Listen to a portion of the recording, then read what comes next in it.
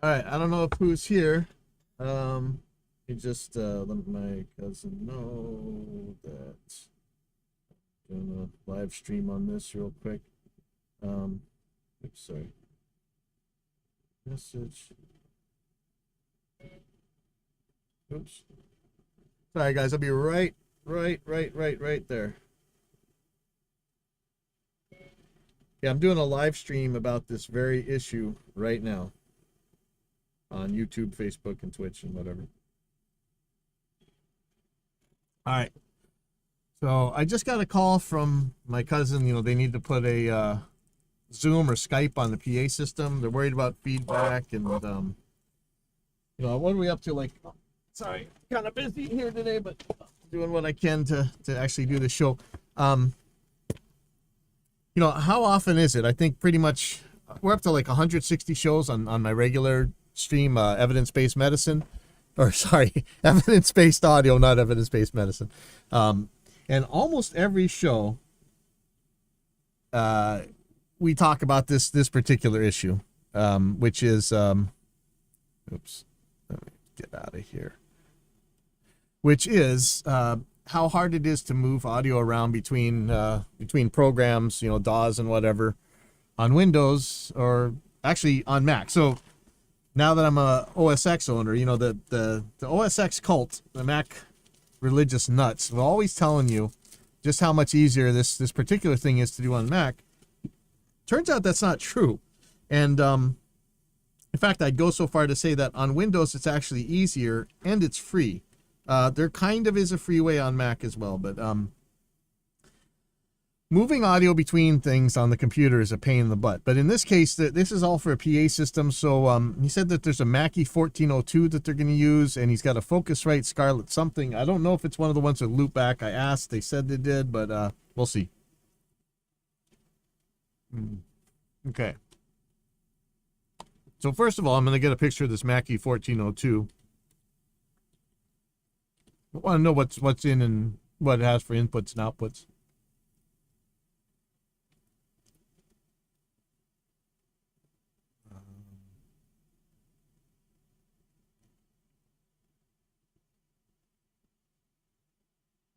So I'm not sure which one it really is. There's a bunch of these VLZ Pro, VLZ 4. I'm gonna hope that they're similar. I see a back panel. Let's see. So let's just see. Maybe it's gonna be the VLZ 4.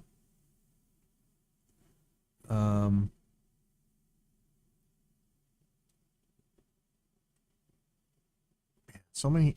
Whatever happened to the image searches on Google? It's really weird how it is now. Like, oh yeah, it's too small. Okay,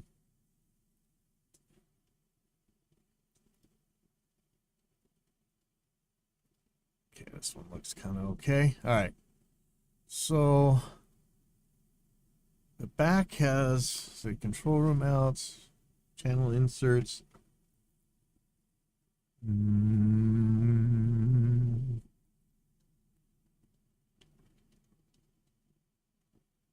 So I'm looking for a way to get out to Zoom and in back from Zoom.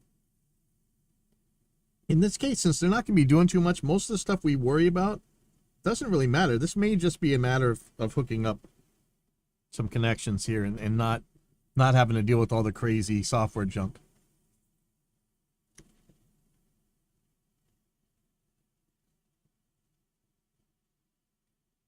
Could actually use an aux send to do this, couldn't we?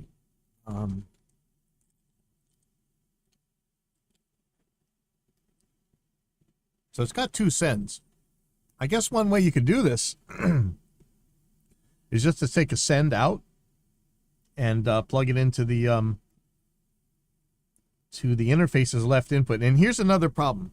Zoom doesn't, if this is going to be on an Apple, Macs are pretty bad about letting you choose which in and which out you're actually using on stuff. I know I'm going to get a whole bunch of pushback about that, but it's true. Sorry. That's just how it is. I'm going to go to Zoom real quick on Windows, and I'll pull up my Mac in a second and take a look. Just want to join with video off.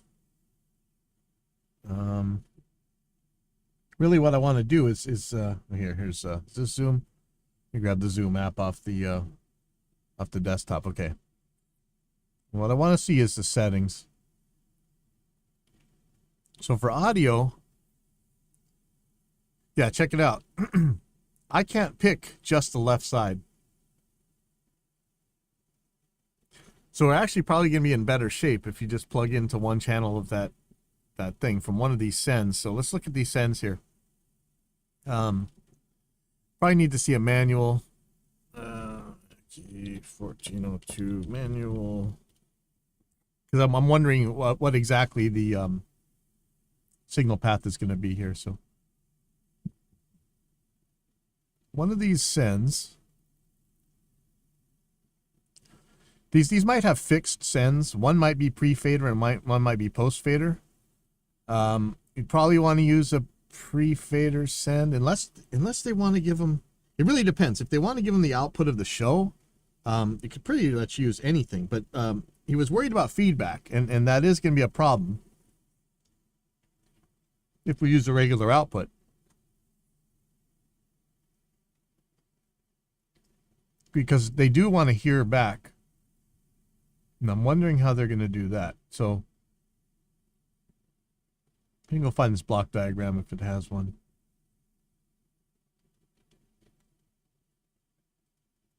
Here we go. Okay. So where is, I'm looking for send 1 and send 2.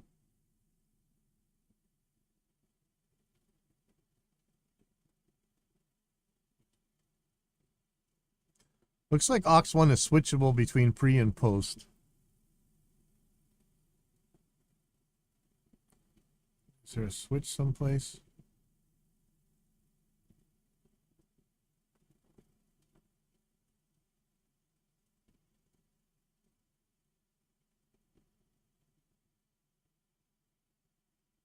Oh yeah, here it is. Here's a pre-post switch for the auxiliary send. So let's think about getting back. So is it supposed to get back and come through the PA? Then we're really worried about some feedback, right?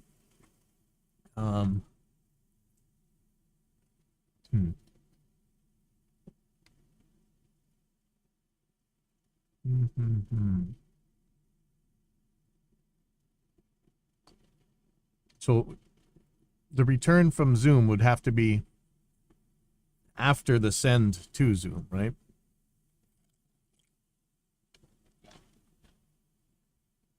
You could actually put it on the main insert, couldn't you?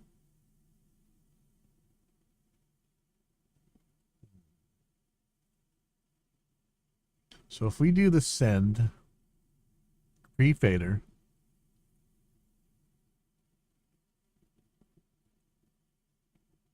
see, they want to hear the mix. That's the problem. They want to hear the mix.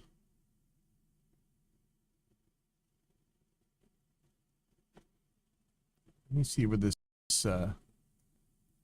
tape in is.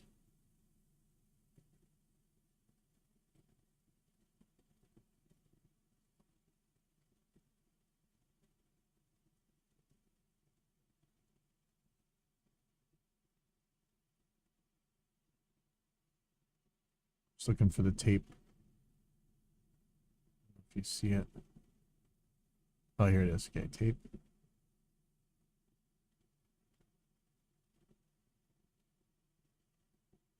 Tape in. Tape in can go to the mains. There's this alt mix. What does this alt mix work? How does that work? What is alt mix? Alt mix comes from alt left and alt right, and alt left and alt right come from, where do they come from?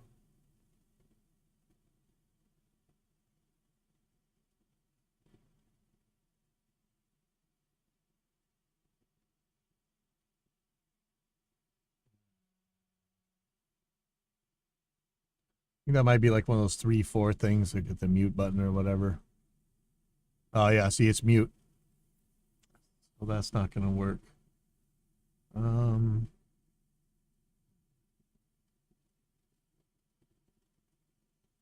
there an insert? Let's see.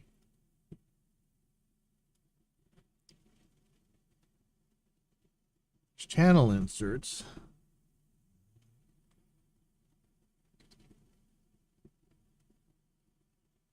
So we want to come back from Zoom, but what we don't want is to have the output that goes to Zoom can carry that same Zoom output.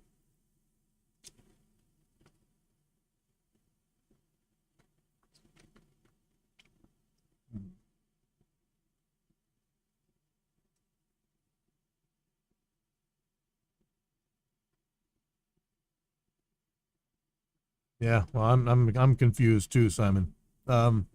Really, it's almost like you'd have to give them a separate mix. What you could do, what I think I would do here, is I would use a post fader send, and I'd put all of them right in the middle, so that they just track the channel faders, so they're going to get the same mix that your main output's getting.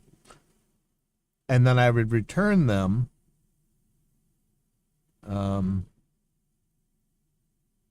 maybe to an aux return or something.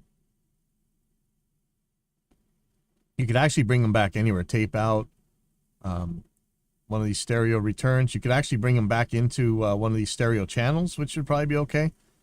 And that way, yeah, that's exactly what I would do.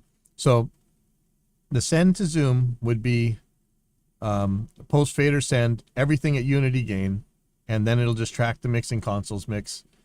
And the coming back, I would put it in a line input or a stereo return. And either of those should be okay because you got a lot of control over those. I would, if you have the line inputs open, I would just use those because that's when you're going to have the most control. And I think that's it. So it's Hawaiian food Monday over at Time, so I think I better eat something.